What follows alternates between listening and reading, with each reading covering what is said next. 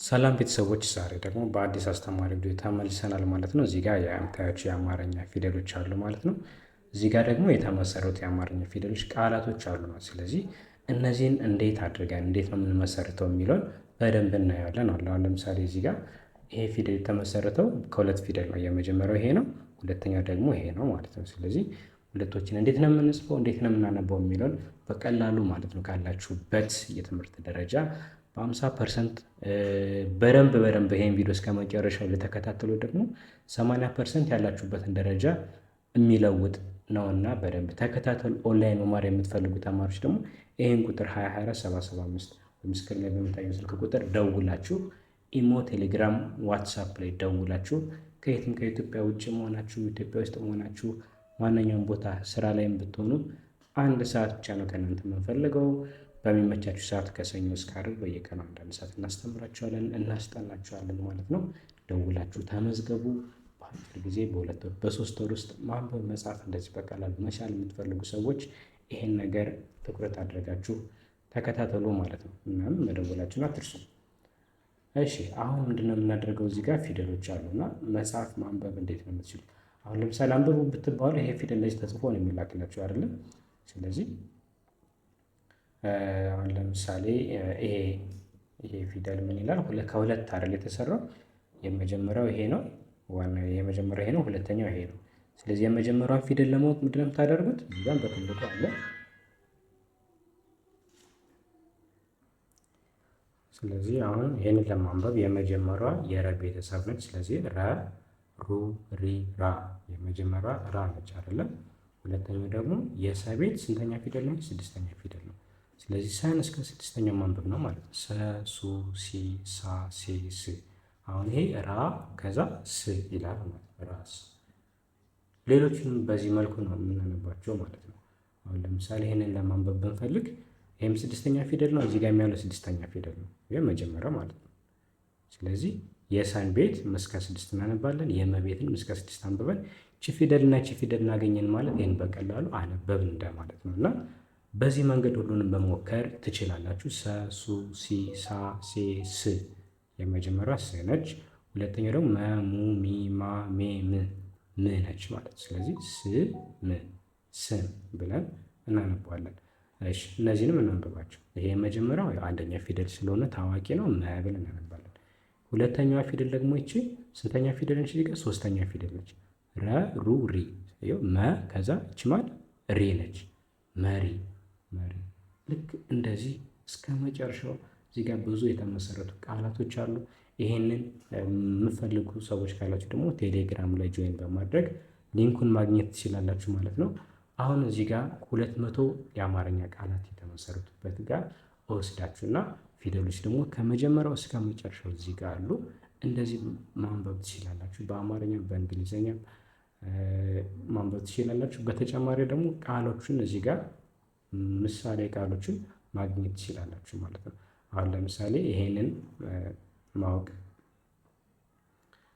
እሺ የት ጋር ነበር? ይሄንን አሁን ለምሳሌ ማወቅ ብትፈልጉ አሁን የቃሉ ይሄ ነው። አንድ ባለ 3 ቃል አለው አይደለ? የመጀመሪያው ሰ ነው። የሰ አንደኛ ፊደል። ሁለተኛው ደግሞ የየ ቤት ሆኖ ስንተኛ ፊደል ነው? ስድስተኛ ፊደል ነው። እቺ ሶስተኛዋ ደግሞ የፈ ቤት ሆና ስንተኛ ፊደል? ስድስተኛ ፊደል። ስለዚህ ይሄ ሰ፣ ይ፣ ፍ፣ የዩ፣ ይ፣ ያ፣ የ፣ ይ ችም ይ ነች። ፈ፣ ፉ፣ ፊ፣ ፋ፣ ፌ፣ ፍ አያችሁ? ሰ፣ ይ፣ ፍ እንደዚህ አድርጋችሁ በቀላሉ ማግኘት ትችላላችሁ ማለት ነው። እስኪ አሁንም ሌላ ምሳሌ እንሄድ ማለት ነው። ሌላ ለምሳሌ ይሄ ባለ 3 ፊደል እናንብበው። ይኸው ባለ 3 ፊደል ነው። ሶስቱን ቤተሰቡን እዚህ ጋር አዘጋጅቼላችኋለሁ። የመጀመሪያዋ የ ነች። እችን የ ብለን እንጠራታለን ማለት ነው።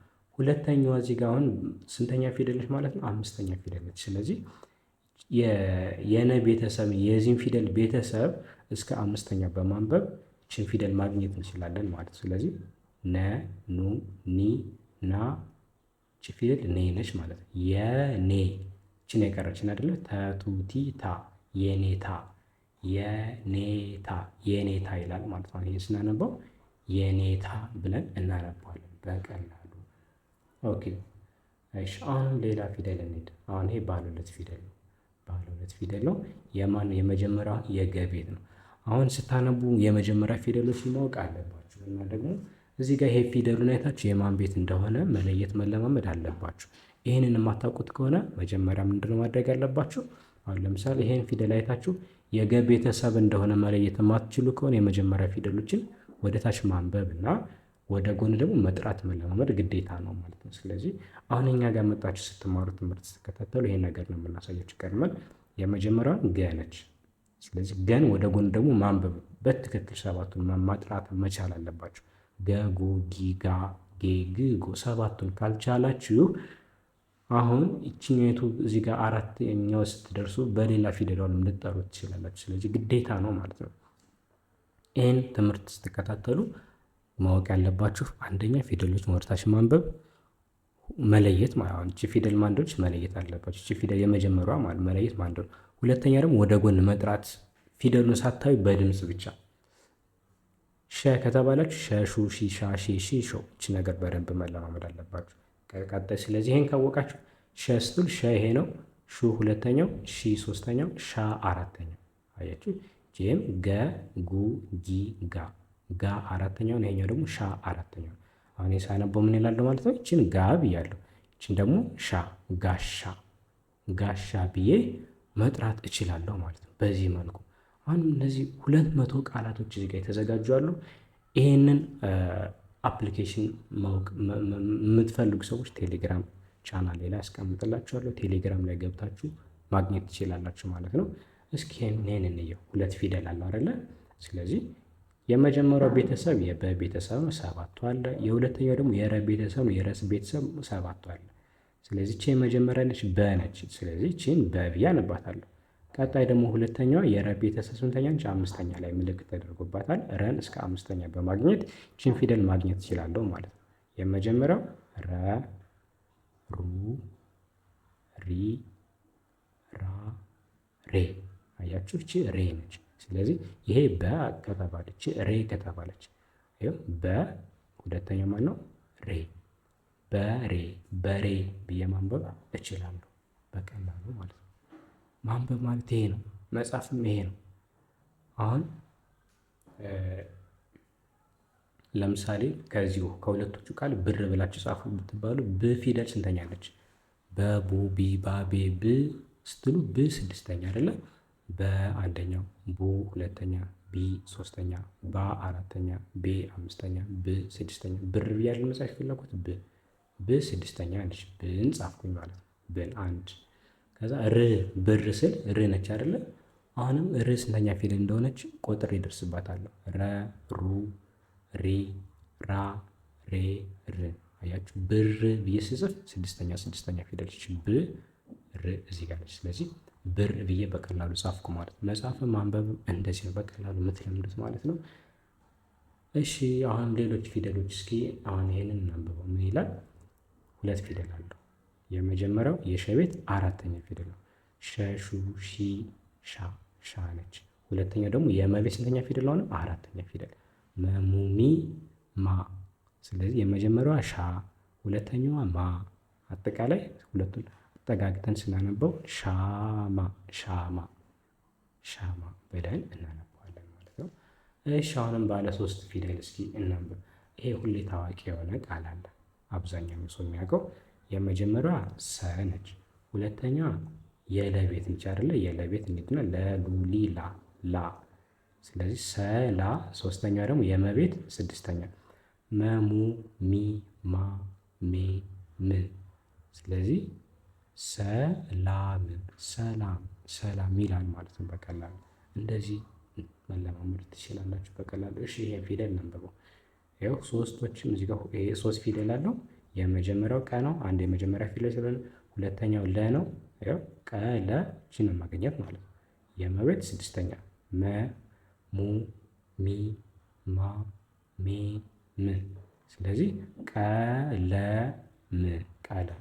ይህን ሳነባው አሁንም ብዬ አነባለሁ ማለት ቀለም ብዬ አነባለሁ። ቀለም በጣም ይቀላል በዚህ መንገድ ስትማሩ ማለት ነው። ስታነቡ እኛ ጋር ስትማሩ በዚህ አይነት መንገድ ነው የምትማሩት። ፈታ ብላችሁ አሁን ለምሳሌ 4 ፊደል ነው። ይሄንን እስኪ እናንብበው። አሁን 4 ፊደል አለ አይደለ? 4 ፊደል የአራቱ ቤተሰቦች አሉ። አንደኛው ይሄኛው እና ይሄኛው እንትን ስለሆኑ ነው፣ ተመሳሳይ ቤተሰብ ስለሆነ ነው። የመጀመሪያው ቤ ነች። በቡ ቢ ባ ቤ ቤ የመጀመሪያው 5ኛ ፊደል። ሁለተኛው የአንደኛው ፊደል ነች ተ። ሶስተኛው እዚህ ጋር ይሄ ሰ። አራተኛው ደግሞ ከበቤት ነው፣ ግን እቺና እቺ 6ኛ ፊደል ነች አይደለ? 6ኛ ፊደል እቺ ከዚህ ጋር ተመሳሳይ ነው። እቺን ስሟን ለማግኘት በቡ ቢ ባ ቤ ብ አያችሁ፣ ቤተሰብ ቤተሰብ ቤተሰብ በቀላሉ እንደዚሁ እንለማመዳለን ማለት ነው። ኦኬ እሺ፣ አሁንም ሌላ ፊደል እንፈልግ። እዚህ ጋር እንደምታዩት 200 ነው ያሉት። ይሄን አሁን ረዘም ያለ ነው። ስንት ፊደል ነው ይሄ? 1 2 3 4 5 ፊደላት አሉት። ስለዚህ ምንድነው የማደርገው ማለት ነው? የአምስቱን ፊደላት 1 2 3 4 5። ስለዚህ የፊደል ድምጻቸውን ለማግኘት አምስቱንም እየሄድኩ ማየት አለብኝ ማለት ነው፣ ጀማሪ ስትሆኑ። ከዛ ውጭ ግን እንዳያችሁ ለመለየት እድልን ታገኛላችሁ። ያው 6ኛ ፊደል ቀ ቁ ቂ ቃ ቄ ቅ ቅ ነች የመጀመሪያ ቅ።